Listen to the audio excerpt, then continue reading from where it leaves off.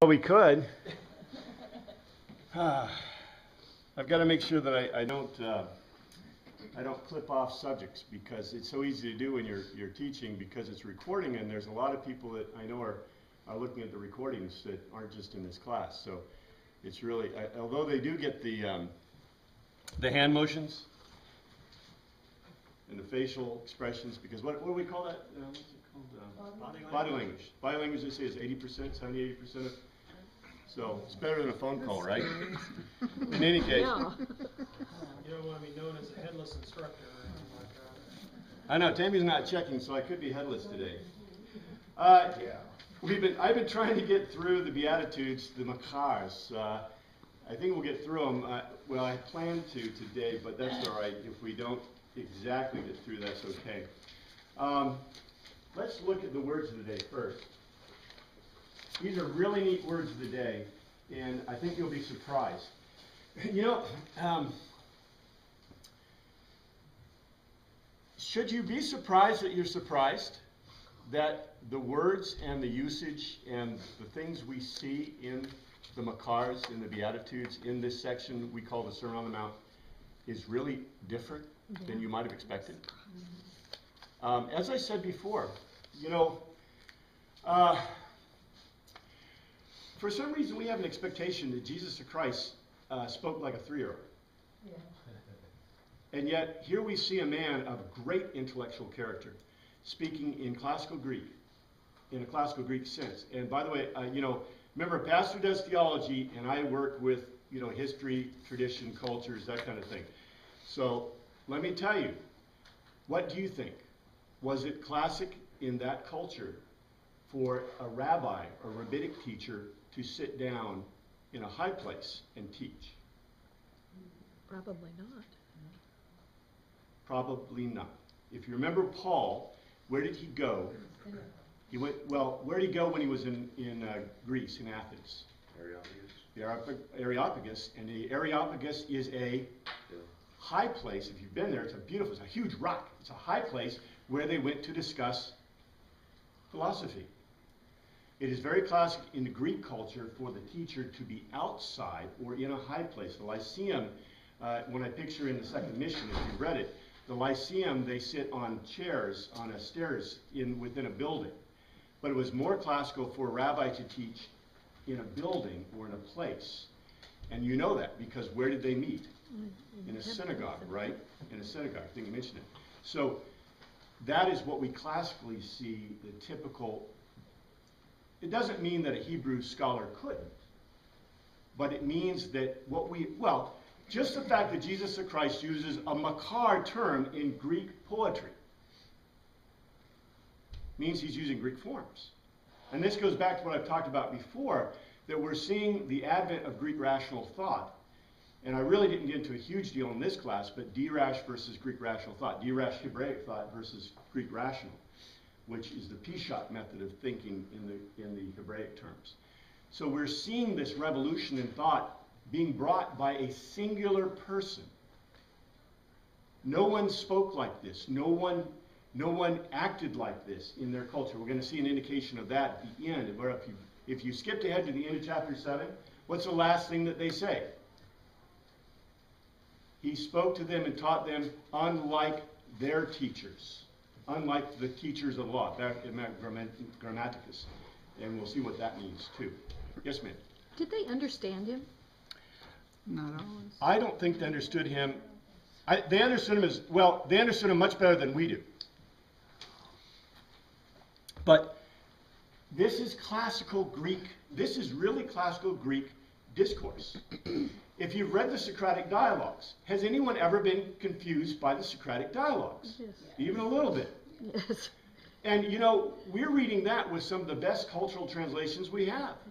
You know, annotations and whatever, even though some of the translations aren't that great. That's why mine are better in the second mission.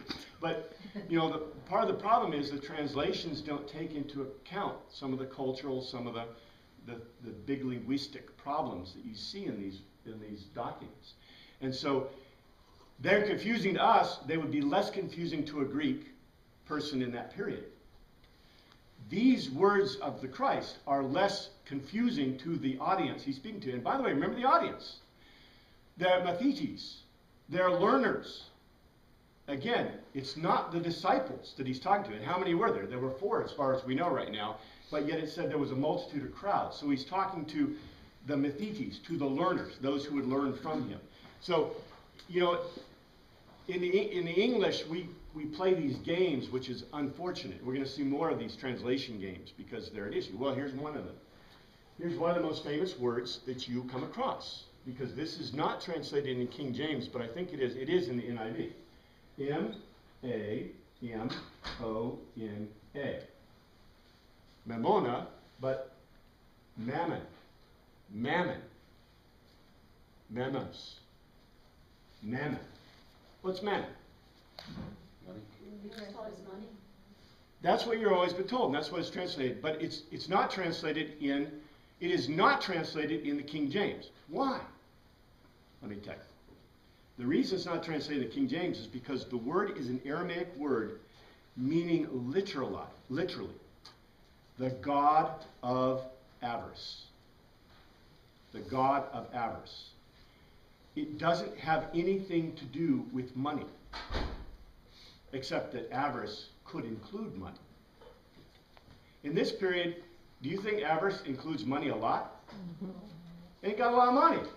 You know, mostly food, clothing. By the way, guess what? Jesus is going to talk about that later. But we translate this word, in fact, the NIV translates it, I think, money. And a lot of translations translate money. It doesn't mean money. It is not, it has nothing to do with money. It literally means the god of avarice. If anything, it's a temptation. Do you think you'll get a wrong impression if you translate this money? Yes. You're going to be totally off if you translate this money. Here's another one. We've seen this word before. I love this word. This is a great word. T-H-E-S-A-E-O-E-S.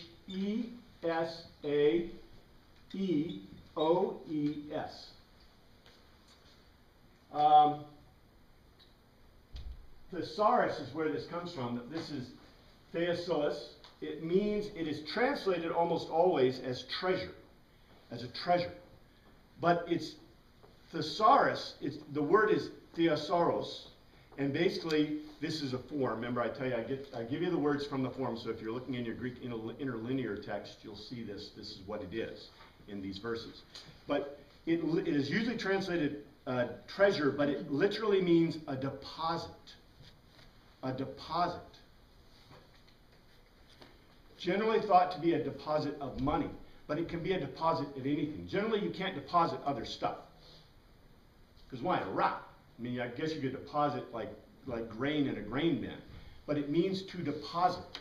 And in this case, it's a verb as opposed to a noun. So a deposit. This is a word K-R-I-N-E-T-E.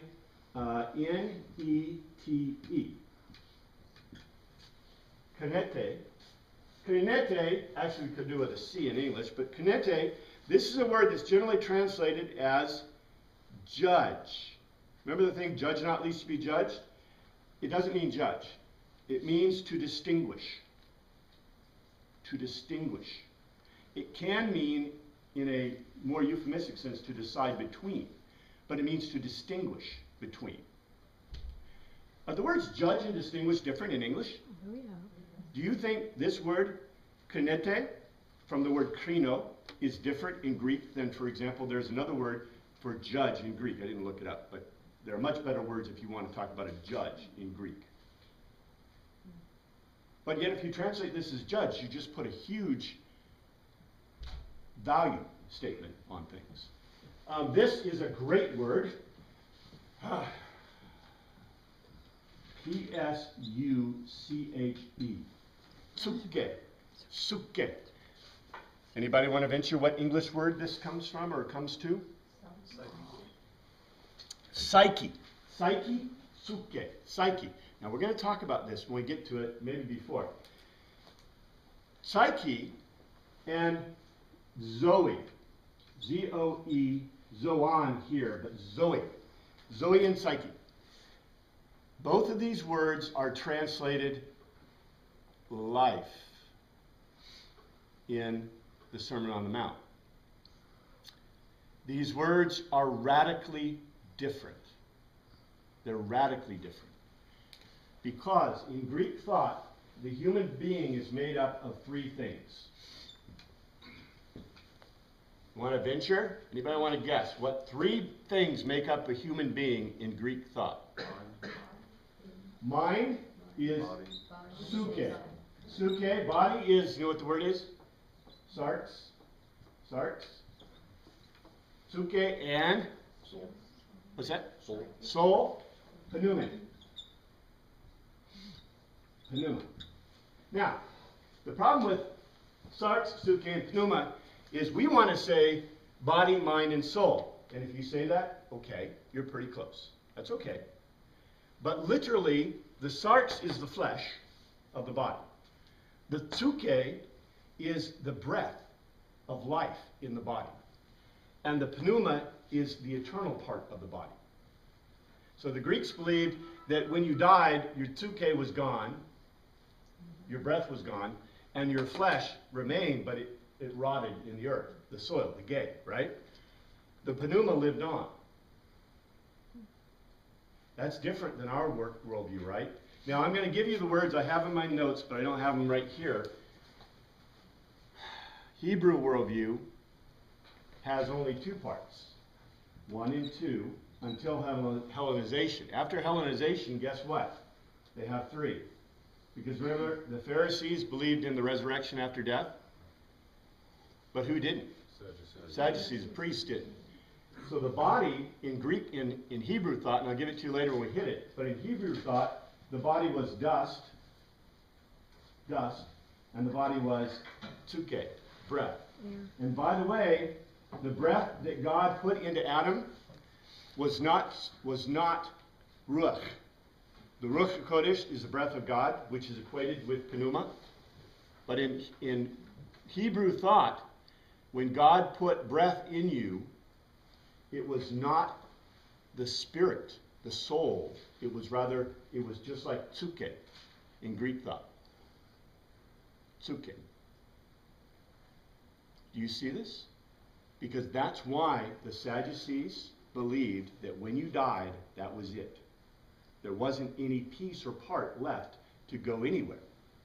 All you had was sarx and suke. That was a transfer of oxygen, not a transfer of the soul. It was what, see, they didn't understand what respiration was. But when you stop respiring, you're dead, right? So you had your flesh, and your flesh remained, but the breath went out of you. Isn't it interesting that both pneuma and suke are breath? One is an involuntary breath, suke is involuntary, pneuma is voluntary, but pneuma is soul. Only after Hellenization did the Hebrews have any thought in their philosophy or theology that included an idea of pneuma. After Hellenization, only the Jews who believed in Jesus? No, the Jews generally.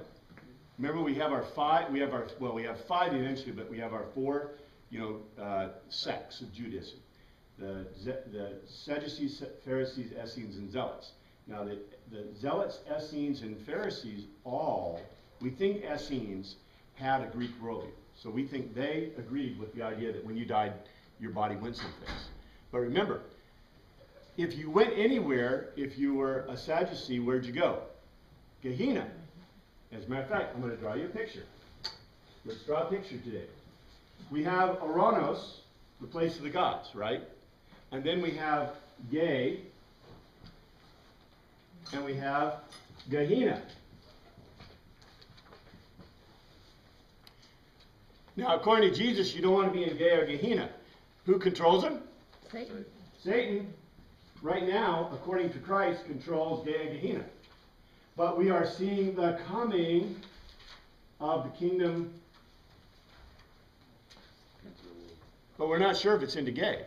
Matter of fact, we're going to see some clarification on Christ's part, but has the kingdom of heaven come to Ge? Well, not entirely.